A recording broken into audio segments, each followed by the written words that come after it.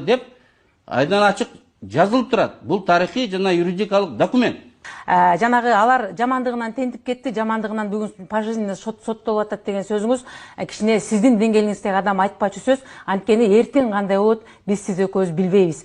Эртең сизди күнөөсү жок жерден күнөөлүү кылып отургузуп, күнөөсү жок жерден сизди деген пожизненно сизди өмүр бою отура турган кылып, же болбосо сиз таптакыр күнөөсү жок жерден эле сиздин конституцияңызды тескери буруп, сизди башка жака тентитип жибериши мүмкүн. Ошон үчүн андай сөздү сиздин деңгээлиңиздеги эл өкүлү айтпаш керек. Эми мен негизги айтайын деген сөзүм уксаңыз, мен айтам, элге сабак болсун деп айтам. Мени өлтүрөбүз деп аракет кылган. Мени камаган учурлары да болду. Бир эмес, бир нече жолу камалды. Бакиевдер мага койгон статья 20-30 жылга чейин кесиле турган статьялар болгон. 10-жылы апрелде мени ушул Бакиевдер 15 жылга камайбыз деп КГБнын подвалы олтурган жерден эл барып чыгарып алды. Мен түрмөдөн отуруп, балким эртең Бакиевчилер келип калса, дагы ошондо кандай күнөөм жок отурсам, эртең дагы отургузуп коюшу мүмкүн. Мен ошону билемин. Ошол тагдырга кайылмын. Ошого карабастан чындыкты айтамын, аларга каршы күрөшөмүн. Тура каласыз. Мына мен деген айтайын деген, бул жерде Исаков дагы эмес, Бекназаров дагы эмес, Келдебеков, Төлөев дагы эмес, мен өз көзүм менен көргөндү айтайын. Ошол 14 майда болгон окуя Жалал-Абадта. Ошол Бакиевдин үйү жана кыргыз элинин туусу күйгөн убакытта биз журналисттер тобу ошол жерде болчубуз. Мен өз көзүм менен жаткан жери жайлуу болсун, ыйманы саламат болсун, сиздин бир тууган элиңиз Асылбек мырзаны Кадыржан Батыров менен чогуу жүрүп, чогуу жыйындарды өткөрүп, ошол жерде биз деген журналисттер тобу деген мына Бакиевдер келатыптыр дегенде биз кайра ошол Курманбек Салиевич учуп келсе интервью алалы. Ал эми эмнеге барды, кайда барып келди деген бир үмүттү бизди деген алдашып ошол жерде күткүлө дегенде күтүп турганыбызда мен деген сиздин 14 майда мен деген сиздин бир тууган элиңизди ошол Кадыржан Батыровду жанынан чыкпай чогуу жүргөнүн мен өзүм көргөм. Мен бул нерсени бул убакка чейин эч кимге айткан эмесмин, айтып да билбейм. Сиз жалганчысыз, мына мен да карап айтып турамын. Кудайга койдум. Эгерде ушуну жаңылышып эле айтып атпаган болсоңуз, Кудай сизди урат. Мен буга ишенемин. Жүздөгөн адамдар бар. Сизден башка жүздөгөн адамдар бар. Асылбекти көрүп, база коргондо жарадарларды жайгаштырып, ошол жерде жүргөндөрдүчү жүздөгөн адамдар бар. Ал Кадыржан Батыров менен ал жерге барган эмес. Ал кимдер барганын, кандай болгонун сот. Мен сизди тейитке барды деп айткан жокмун. Өмүрөк Чиркешев, сиз туура түшүнсөңүз туурада. Мен айтып атам, Жалал-Абадта деп атам. Жалал-Абадта. Мына, ушундай да. Кой турсаңыз эми. Азыр бул прямойдон кетип атабы же жазылды? Мен кетирем ушунун бардыгын, потому что мен да тарых алдым. Сиз айтып атасыз, угуп туруңуз. Сиз айтып атасыз. Тейитке барып, ошол өрттөнгөн жерде карап турду деп айтып атасыз. Жок, мен кайра записти кайра артка турам. Сиз жакшылап угуңуз. Мен суроону башталганда эле сиз эмоция калтырбасаңыз, мына жөн эле жалган нерсени айтып атасыз. Сиз деген аябай жакшы адам, жакшы политик болуп туруп, ушул эмоция калтырып жибергениңиз бул сизге минус. Бул эми мен айтпай турган сөз болчу. Мен айтып атам. Каратып туруп. Эми уксаңыз мени, сөзгө конок берсеңиз. Инимдин арбагын жамандап, тейитке бардым, көрдүм. Өрттөгөн жерде сөзгө конок берсеңиз, мен айтып атам, 14 майда окуя болгонго чейин деп атам мен сизге. Уксаңыз кайра келиңиз кайра. Окуяга чейин болсо эмне болуптур? Ага чейин, ал деген чогуу жүргөн. Каерде чогуу жүргөн? Жалал-Абадта. Жалал-Абадтын каеринде? Жалал-Абадта. Мен чогуу, менде сүрөттөр бар экөн, жыйынып турат. Айт көргөзүңүз. Менде сүрөт бар, Батыров сүйлөп. Мен тейитте деген жокмун, мен айтып атам. Мен дагы бир жолу айтам сизге. Тейитте үй өрттөлгөнгө чейин, кыргыздын желеги өрттөнгөнгө чейин, мен деген Асылбек мырзаны, мен деген Кадыржан Батыровдун жанында өкө чогуу жүргөнүн, элдин алдына чыгып сүйлөгөнүн көргөмүн.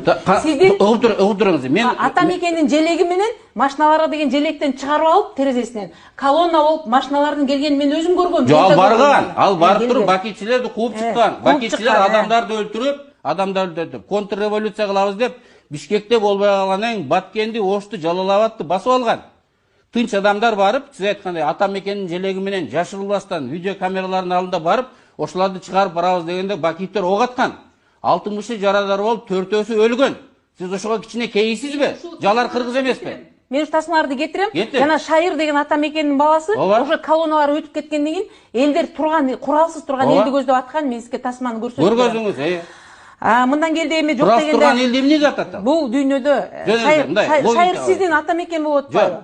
Мен бир ата мекен куралсыз турган элди атты деп атасың. Ал эми элдеги эмне атат? Бакиевчилер атпадыбы? Ал элди эмнеге атат Шайыр? Шайыр ошо күнү эле Бакиевчил болуп калабы, ага чейин ата мекен. Жок, ал эмне үчүн элди атты? эмнеге атты ошондо? Сиздин оюңуз Турбагыла боюнча. деп айтты бул жерге кеткиле. Бакиевди кайра алып келесиңер, силер алып келишиңер керек деп атты. Бакиевчилердиби? Бакиевчилерди аттыбы? Сен ошол жерде турганда. Угуп туруңуз. Эми угуп туруңуз. Жарадар болгон 60 адам, өлгөн 4 адам Бакиевчилердин сторонниктери болгон эмес. Алар Бакиевке каршы барып аткан колонналардан жарадар болду. Бир да Бакиевчи жарадар болгон жок. Алардан арыздаган түшкөн жок, эч нерсе болгон жок. Жөн эле ушундай жалган айта берсе, боло берет деп ойлойсуңарбы? Асылбек мырзанын сизден айырмасы, мен ушу Жалал Абадта жанына барганымда ал кишинин жаткан жери жайлуу болсун, ал киши каза болгондо мен абдан кейдим. Кейбей эле койсоңуз, кейген түрүң, сенин кейген түрүң мен жок. жанына барганда Сен кубанган түрүң бар. мен башкача сүйлөшкөм ал киши менен. Ал деген сиздей эмоцияга алдырган, абдан ушундай бир көргөн эле кишисин душман кабыл ала берген киши Душман эмес. болчу. Асылбек Раматылык жакшы киши, бирок мен өлүп калып, мен жөнүндө жалган айткан адам болсо, эч нерсе болбогондой карап тура алмак эмес. Бетине айтып, маскасын сыйырмак. Ал киши деген мен жанына барып сүйлөшкөндө, Асылбек мырза деген абдан жакшы журналисттер, мына бүгүнкү абалды түшүнүп атасыңар. Мен бардым, силер башкалар деген барган жок. Мен Асылбек мырза бүгүн абал кандай болот десем, ал киши сизден айырмасы эмоцияга алдырбай абдан жакшы жооп берген. Анан сиз ал кишинин арбагын сыйлап деле бүгүн болуп аткан сөздү деген туура кабыл алыңыз да. Туура кабыл алам. Дагы бир суроо берем сизге. Эмне болуптур? Мына Асылбек Жалал Абадта жүрүптүр. Мейли тиги ким Батыров менен бир чогулушта, сен айтып атасың, жүздөгөн адамдар катышкан чогулушта сүйлөдү деп. Бир чогулушта жада калса сүйлөптүр, 14-нө чейин. Ал эмнени далилдейт? 13 күнү. 14 күнү келип деген ошол жерде деген Кадыржан Батыров биздин туу менен жаманбы жакшы ошо президенттин үйүн өрттөп кетти. Бул жөнүндө 14-ндө 13 мейл ал числосу талаш дейлик. Макул бир 1000 деген эл жиналган жерге барып, чогуу чыгып сүйлөптүр. Муну далилденди деп коелу, талашпай туруп эле. Жанагы жаңжалга чейин эмне болуптур? Бул эмнени далилдейт? Кадыржан менен тиги Бакиевчилер дос болуп коюн-колтук алышып жүргөнү боюнча видеолор телевидениеде далай ирет көргөзүлбөдү беле. Ал да ошол Жалал Абадтыктардын баары менен бир жерде чогуу басып жүрдү да. Эми Жалал Абадтыктардын баарын айыптайбызбы? Ошол жүргөн жерде жүргөн экенсиң деп туруп. Анан жөн эле бир сизде деген ошол далилдейм деп отуруп. Асылбек Черкешевичтен кимге Ахмат Салиевичтин больницага келип экөө сүйлөшкөн жөнүндө сизде маалымат барбы? Эмнеге сүйлөшүптүр? Эмне жөнүндө сүйлөшүптүр? Эмне жөнүндө сүйлөшүптүр? Мына мен азыр айтсам, сиз дагы чыгасыз, мунун баардыгы туура эмес деп. Жок, мен туура эмес деген жокмун. Сиз бул киши каза болгондун алдында бир душевный отуруп сүйлөштүңүз беле ошол киши менен? Мен эч убакта жалган айтпайм. Вот Ахмат Бакиев менен эмне жөнүндө сүйлөшүптүр? Айтыңызчы. Келип айтыптыр, мен ошол үйдү өрттөгөнгө менин да кошумчам бар. Мен да Кадыржан Батыров баары өрттөйм дегенде мен койдоп келишим керек эле. Ошол маалда бизге де сиз да айтыптыр, Өмүрбек Черкешевич чалып катуу кетпегиле деп айткан. Жаныңызда Азиза Абдрасулова турган. Кимге айтыптыр? Сизге айтышыптыр, сиз айтыптырсыз, катуу кетпегиле деп. Катуу кетпегиле, ал жерде эл бар. Биз деген түштүктөн кулунубуз, ал жерде эл бар, катуу кетпегиле деп сиз айтыптырсыз. Уятың жок. Мен аял деп да айта албайм. Уятың жок неме экенсиң. Эми Асылбек эмеге барыптыр тиги Акматка. Акматка барып алып, сенин үйүңдү мен өрттөдүм. Мен тиги Кадыржан менен барып өрттөдүм деген жокмун. Уксаңыз аягына чейин. Өрттөдүм деген жок, мынтип айтыптыр. Уксаңыз, мен сөз айтып берейинби? Мына мен да Кудайдан корккон адам, мынтип айтыптыр. Сен катышып отурдуң беле Кудайдан корксоң? Жок, мынтип айтыптыр ал киши. Сен Кудайдан корксоң катышып отурдуң беле? Чыкпады. Ошол мен сизден сурап атам, оюңуз кандай деп.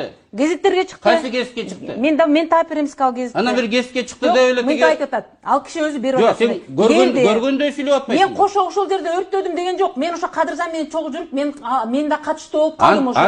Антип айтышым мүмкүн эмес. Асылбектин официалдуу дагы жөнөкөйдө билдирүүлөрү бар. Мына сиздин парламентте кыйкырганыңызды эми билдим. Сиз сөз бербей эткенсиз. Анткени сен жалган айтып атасың. Сиз деген интервьюда сөз бербей атасың, качан сөз бересиз? Сен жылдыздай болуп эле жалган айтып атасың. Акматка барып кечирим сураптыр. Мен сени анда Кыргызстанда баары жалганчы, сиз эле чынчылсыз. Сен жалганчысың да. Мен да жалганчымын, баары жалганчы. Журналисттер жалганчы. Кайсылар жалганчы? Баары жалганчы. Ким эле жанакы? Бисимде иштеген ким эле? Зарылбек Салиев жалганчы. Баары жалганчы, сиз эле чынчылсыз. Жалганчы. Мындан келди сизди мактап турган киши жакшы келди. Сен мени мактабай эле кой. Мен мына интервьюда сизди макташым керек беле башынан аягынча. Биз жакшы баштадык. Мен айттым, мен сиз менен эмнеңиз менен сыймыктанам дедим. Сен сыймыктанбай эле кой, сен жалганчысың. 3 бийлик кетсе дагы Сиз деген дайыма бир жерде Төртүнчүсү турасыз. бийлик келсе дагы турам, анткени мен чындык тараптамын. Да, анткени деген сиз деген туруктуу саясатчысыз деп атам мен сизди. Мен билем Башкалар муну. деген кетип калды, келип калды. Бирок бир эле Түрмөгө отуруп атат урулар. сиздин өзүңүз деген сөзүңүздө туруп атасыз. Мен сизди ошончо сыйлайм. Сиз жакшы сөздү да угуңуз да, кечкеле кыйкырып эле деген жаман жагын. Жалган айтпаш керек. Мен сизге деген даже үнүмдү чыгара эмес. Мен көргөн адам көргөнүмдү жөнүндө сен көрбөгөнүңдү айтып атасың. Гезиттен окудум деп айтып атасың. Мен деген Азыр эле гезиттен окудум деп Акмат менен гезиттен окудум. Ал эми эмеде Жалаатта жүргөнүн, Кадыржандын жанында мен өз көзүм менен көргөм. Кайсыл жерде Мен жүрдү? сүйлөшкөм. Кайсыл жерде туруптур? Жалааттын центринде жүргөнүн көргөм. Ооба, Мен барып сүрөт айткам. көргөз. Асылбек мырза, бул эртең кандай болот? Силердин максатыңар эмне деп А сен да айткам. Кадыржандын жанында болгон турбайсыңбы да? Мен журналистмин, мен кайсыл жерге кааласам ошол жерге барып А эмне үчүн Асылбек журналист каалаган мен мына жерде барса бүгүн болбойт? сиздин жаныңызда турам мен. Эртең деген бул сиз бийлик Кадыржандын жанында болгон турбайсызбы? Сиздин Мен күнөөңүздү Кадыржандын жанында көргөн жокмун. Мен деген мен именно Асылбек мырзанын жанына бардым. Мен көрдүм. Жок, Кадырбек жанында турса, сен Асылбектин жанында болсоң, Бакиевдин тарапташтары 5000 киши турган. Үчөңөр чогуу болгон турбайсың. Журналисттерден 20 киши болчу. Сиз эмне ошонун бардыгы чогуу болду деп айтасызбы? Сен айтып атпайсыңбы, Жалал-Абадта чогуу жүрдү депчи. Эми сөзүбүздү аяктайлы. Мындан келди баягы эми оозу кыйшык болсо да байдын угу сүйлөсүн деген жыйынтык менен аяктадык. Анткени деген сиз бүгүн бийликте туруп, бир эле конституцияны каалагандай өкчөп калчабай, бир эле Кыргызстандын жарандарын каалагандай өкчөп калчабай, сиз деген журналисттердин да берген суроосуна олуттуу жооп бербей, мен мындай ак болчу деп айтып атсам, жок, бул жагы кара деп атасыз. Мен олуттуу жооп бердим, жалган жалаларыңызга түз ушул жерден жооп бердим. Мен бул передача кетип жатканда, мен ал киши жөнүндө айткым келбейт, анткени ал деген арбак бүгүн сиз экөөбүздү карап турат. Ал киши кандай кылып атат билбейм. Кудай да карап турат, ар бирибизге ушул берет. Адилеттүү эмес, аласыңар. Мен сиздин алдыңызда гана ушинтип күнөөлүү болуп атырмын. Сиз деген бүт Кыргызстандын алдында күнөөлүсүз, сиз деген улуттун алдында күнөөлүсүз. Анткени бүгүн жазган конституцияңыздын кашасы чыгып, эл эмнеден баштарын, эмнени карманарын билбей калды өмүрү. Баарын билет, элди мен башында айткан иликтөөлөр көргөзөт. Жылдан сиз ошо Келдибеков менен Тулеевдей болуп, артыңыздан бир эжелер депутаттар сизге болушуп турса, мен кубанам кийин. Сизге кийин эч ким болушпайт. Мени түрмөдөн чыгарып алды деп айтпадымбы? Коррупционерлер акча берип адамдарды чыгара албай атат. Баарыбыз билебиз. Айылдаштарына барып кан уруп кетет. Тууганбыз. 2000 сом алып берсе дагы адамдар чыкпай атат. Аны сен да мен да бүткүл Кыргызстан билет. Мне очень жаль, что кийин сиздин башыңызга бир кырсык түшсө, сизди эч ким колдобойт. Жүздөгөн адамдар. Сизди эч ким колдобойт. Анда мен бул интервьюнун чыгышына каршымын. Сиз мыйзамды билесиз. Сиз бул сиздин менчигиңиз эмес. Сиз менин макулдугум менен бул өтүп атат. Мен сурасам, сиз буну мага беришиңиз керек. Бербесеңиз сиз аны колдогонго, сиздин эч кандай каалагандай колдогонго укугуңуз жок.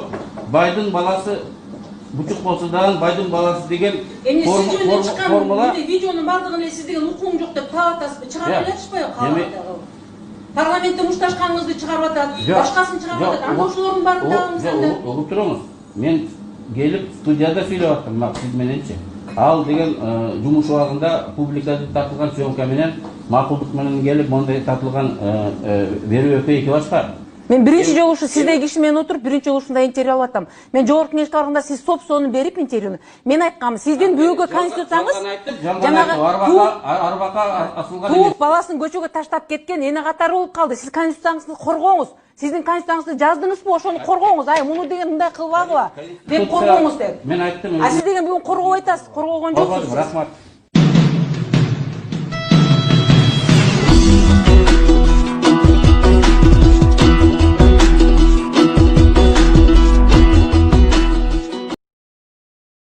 Мыйзамында жазылган. Бийлик бул эл. Өлкөнүн жетекчиси, өлкөнүн кожоюну пайда болгондо чечилет. Бизге ишеним пайда болгондо чечилет. Мен билип аткан чындык, Азыр айтылбаса